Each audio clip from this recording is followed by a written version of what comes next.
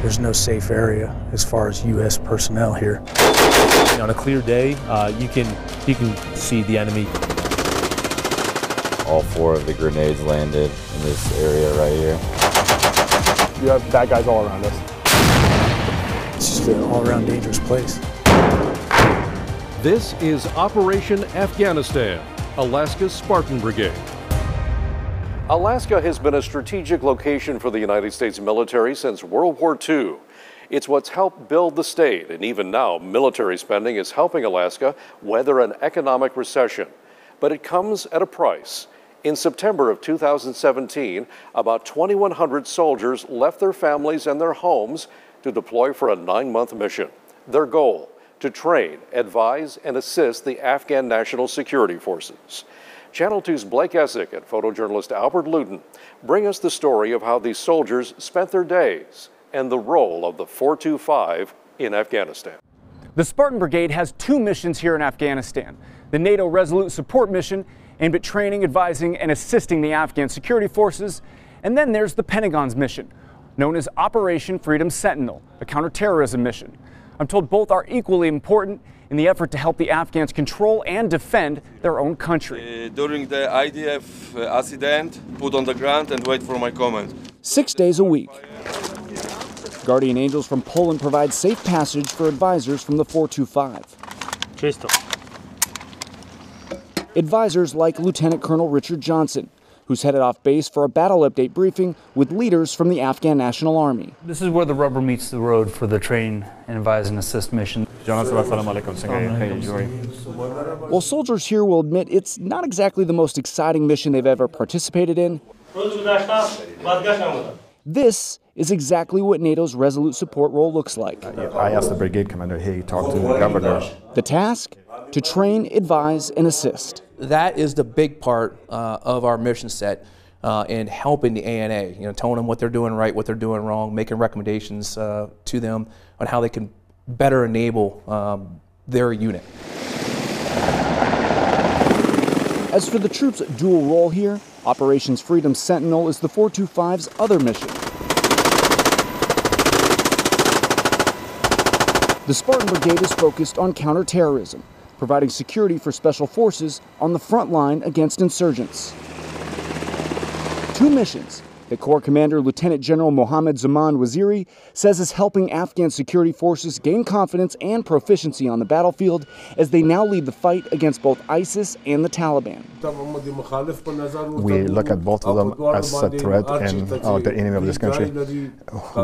Anywhere they live, anywhere that they live and they have their safe haven, we're going to attack, we're going to go do an operation to get rid of them. And for the Afghan army to be successful, mentoring and support from Alaska's Arctic Airborne Brigade are critical. It is a non-traditional mission, but the young men and women from Alaska, from this brigade, have adapted to the mission, have embraced it, and they're making a huge impact for the future of Afghanistan. A future which commanders here say is looking brighter, bit by bit, day by day. While things are looking brighter, soldiers have also experienced some very real danger in that region. For 425 soldiers serving here in eastern Afghanistan, there's no such thing as 9 to 5. Their workday started when they deployed in September, and it doesn't finish until they get back home to Alaska. On a warm day in January at Bagram Airfield, soldiers from J-Bear's Able Company 3509 are simulating a green-on-blue attack. It's a very real danger and something that all units in this country and any other country where we're deployed in should be ready to react to. All right, get out. In this situation, the platoon must secure the area while the medic tends to 2 injured soldiers.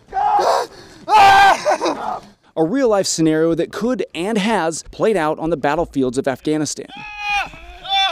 We try to train every day as much as possible, unless something really comes up or a mission comes up.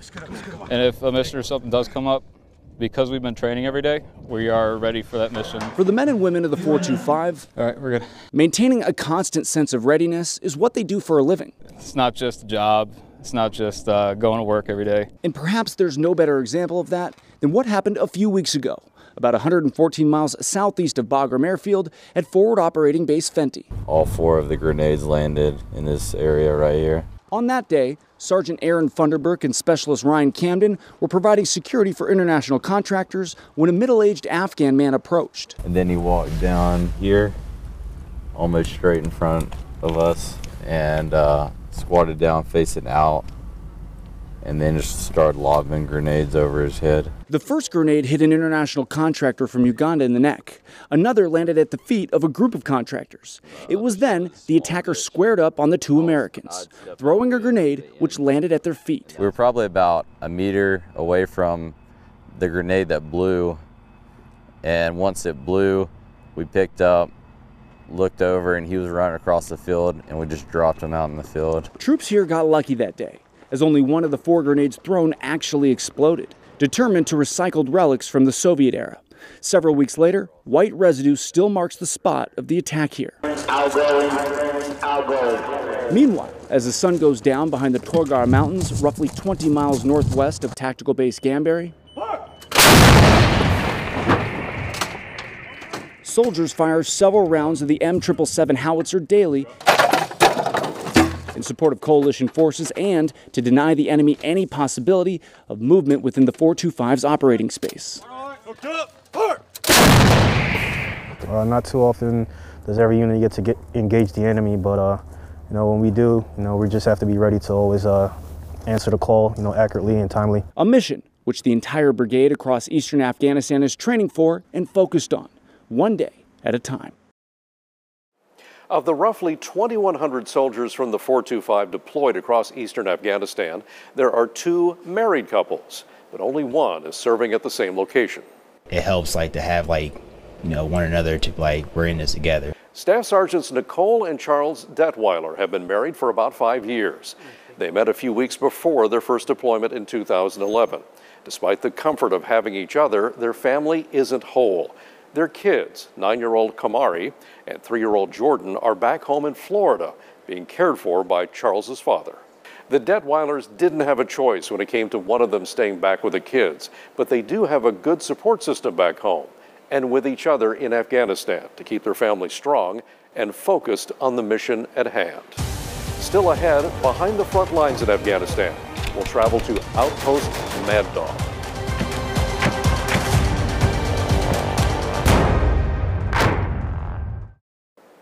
About 2,100 members of Alaska's Spartan Brigade are assigned to 25 different installations across Afghanistan. While some are serving their 9-month-long deployment at large bases like Bagram Air Base, others are at far more remote outposts involved in counterterrorism efforts.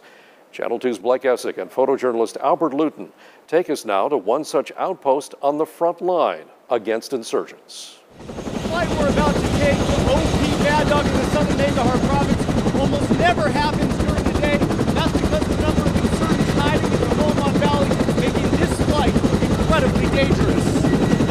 Embarking on a journey in one of the most perilous regions in the world. We are wheels up from Jalalabad Airfield. Touching down at Outpost Mad Dog about 20 minutes later.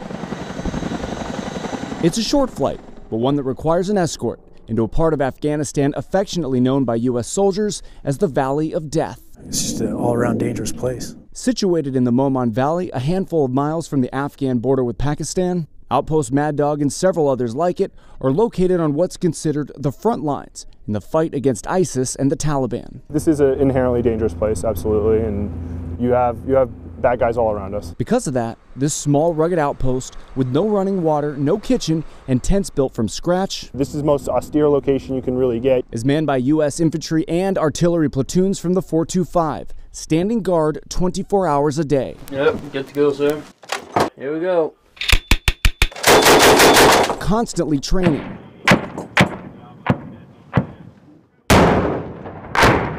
They aim to send a very loud message to insurgents. There's no safe area as far as U.S. personnel here. So we maintain pretty strict guard towers and defensive operations. The 425's primary mission here to provide security on the ground and artillery fire support for both U.S. and Afghan special forces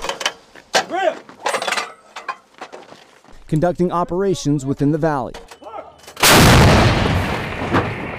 A call First Lieutenant Kyle Brand says his platoon is prepared to answer. They definitely understand that at any moment they have to drop their stuff and do whatever they're doing because someone's calling on them, and they're calling on them for a pretty good reason. One Green Beret, who asked us to protect his identity, says the Spartan Brigade's support gives him and his team peace of mind. It's nice to have the 425 soldiers there with us, carrying what we carry, bringing the fight to the enemy. I trust the Afghan forces; they're capable. There's just a peace of mind having an American next to you, having a guy wearing the same flag as you. And providing cover here is no small responsibility. It's a life and death fight against determined insurgents trying to hide throughout these hills. On a clear day, you can see the enemy. You can see American aircraft, doing their mission. A desperate yet determined fight in a 16-year battle to control these otherwise quiet mountains. Sport is often considered the world's most unifying tool for peace, even if it often serves as only a temporary reprieve from violence and war. It's a reality not lost on those who live and work in a war zone. Although it seems conflict exists in all corners of the globe, so does soccer. A game with the ability to bring people together, even if they might seem to have little else in common. Around 3:30 in the afternoon, on any given day, this dirt lot transforms into something beautiful. It's all about friendship. Surrounded by barbed wire, a bunker, and soldiers standing guard from above, a whistle blows, and a game begins. All right, back. From the sidelines, the differences are obvious. We speak like 4 or 5 different languages between all of us. But once on the field, their differences fade away. It doesn't matter where you're from, what you believe in, or why you're here. There's only the game. The only language you need is soccer. With each dribble, pass, and shot on goal, the beautiful game unites a staff sergeant from Virginia, a contractor from Uganda, and an Afghan translator from Kabul. There's only one soccer ball and the rules are all the same. Turning this dirt field into a cultural bridge. It's more than just a ball, a sport. It's about like the people that we come together with, and it more or less eases tensions without knowing it. In a place where joy, fun, and friendship are hard to find, this game creates a foundation for all three. And in that way, it's as much a part of the peacekeeping process as the many missions run here in Afghanistan. Thank you, sir. Doing what's right, even in the face of death. Still ahead, why this man is risking his future for what he believes in. NATO and U.S. Army leaders say the Afghan National Army has made significant strides towards becoming an independent force, one capable of providing security for its own country. This is the story of some of the Afghans who have risked it all to make that progress possible. When you live in a war zone, sometimes your chance for a better life is to risk your own life. And that's exactly what Afghan translators do every single day. Not a native speaker, so it is hard to know. I'm not going to tell you his name, and I'm not going to show you his face. What ping pong do you like? Sure, he's really good at ping pong, but that's not why he's here. And it's not why his life is in danger. And absolutely, they will catch us and they will kill us. He's referring to the Taliban, and the reason they want him dead, it's because of what he does for a living, more specifically, who he does it for. They don't ask who you are. They don't think about you or you're human being. They just see if you are a linguist, an interpreter, or anyone, even a shopkeeper with the United States soldiers. Whenever they catch you, they kill you. A reality he's witnessed firsthand. At 17 years old, he and a friend applied to be interpreters for the U.S. military. He was denied because he wasn't 18. His friend got the job and was sent to Kandahar. After 2 weeks, my friend, they brought their dead body to Kabul. And I saw, oh my God, he's my best friend. He is my best friend. How he died? So the Taliban shot on his neck and he was killed.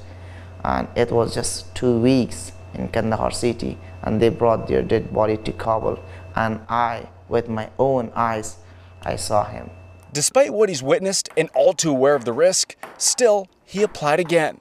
And for the last 5 months, he's been working for the U.S. Army as a linguist, a critical communications bridge between advisors from Alaska's Spartan Brigade and the Afghan National Army. It's very important, 100%. If I don't go to the mission to interpret the U.S. Army's advice to the ANA guys, though there will be no mission. A mission he's sacrificed nearly everything to be a part of, lying to friends, family, and anyone who asks where he lives or what he does for a living. I cannot tell them, I cannot tell anyone about this, my job. He says it's worth the risk to rid his country of terrorism. I accept the risk of death, but it is my dream to serve my country, to my people, that to get out of the old mind of Taliban, where they teach the youths to radicalism, extremism. So I want to serve from this way. For America, this war is about nation building, stabilizing a key region in the turbulent Middle East. But for this translator, it's a battle for the soul of a nation, his nation, a battle with danger, consequence, and opposing ideology. With his own life in peril, this translator and many others just like him have made a choice. And while we can't call him by his given name, some call him heroic. Most of the interpreters working with the U.S. military are on 2-year contracts, and once the man whose story you just heard is finished, he plans to apply for a special interpreter's visa to enter the United States, recognizing that as long as the Taliban exists, he can no longer live in his own country. The story of the Afghan war can be one of beauty in the face of the harsh realities of war. Coming up, how one soldier put his passion on hold to help bring peace.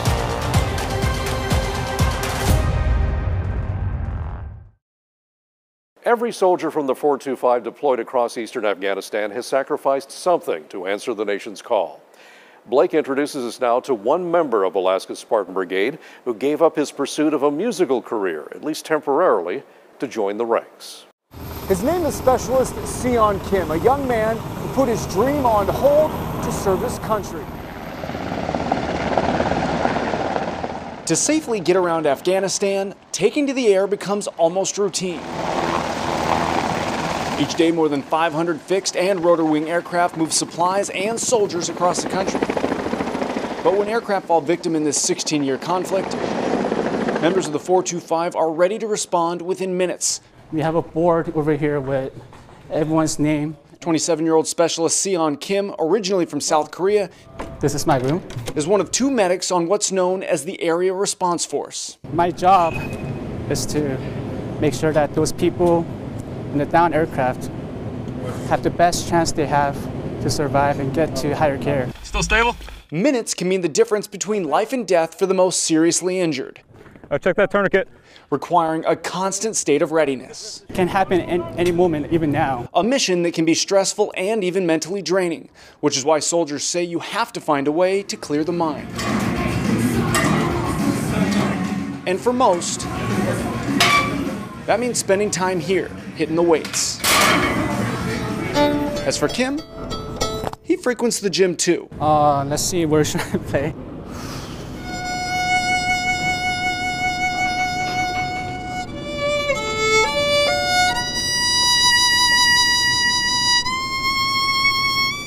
But he's not here to lift. For him, it's all about the acoustics.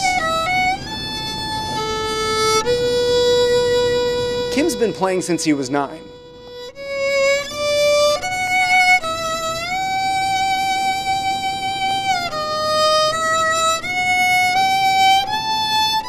And the sound and the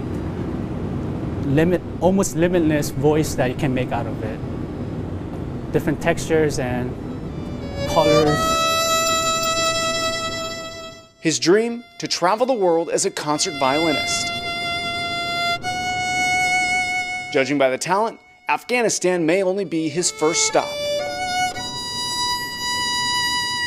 And while he doesn't get to play as much as he'd like, it still serves as practice. There's no such thing as perfection in violin or in music. You just keep going up and up.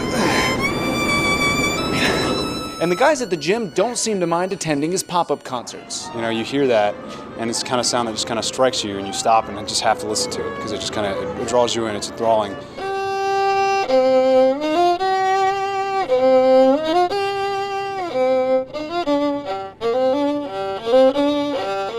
To keep that audience, he even takes requests. So we ask him to play certain songs, whether it's AC/DC or the theme song to Game of Thrones.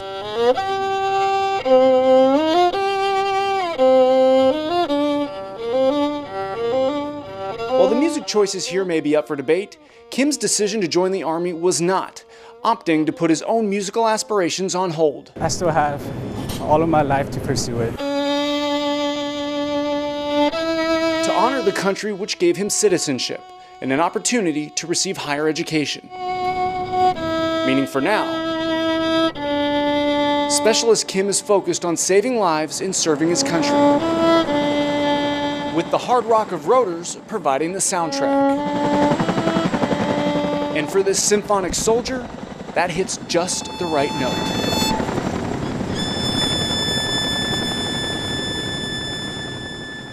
Specialist Kim, like all soldiers who serve their nation's call, has a plan for his life after returning from war. But not all soldiers live to see that goal realized. This is how those fallen warriors are remembered. All 274 of them have paid the ultimate sacrifice for you and I. And that's what probably touches me the most. It captures the best things that our nation is about. Everything that we were founded on, everything that we were there, the selfless acts, the courage and everything. This is what this represents as you move all the way around. You can just go over each one of these names right here and you can talk about every one of them, and they all have done some fantastic sacrifice that a lot of people just don't understand. The one guy that means the most to me on this wall is Tom Kennedy. He was a friend of mine, was killed in 2012 by a suicide attack. You don't want to forget this. You don't want to forget the men and women that have come before us that have done this. The soldiers of the 425 Alaska Spartan Brigade are scheduled to return to Alaska this spring. But if you want to help support the troops still stationed in Afghanistan, you can make a tax-deductible donation to the Armed Services YMCA. To all of those who are current or former members of the armed forces, we thank you for your service.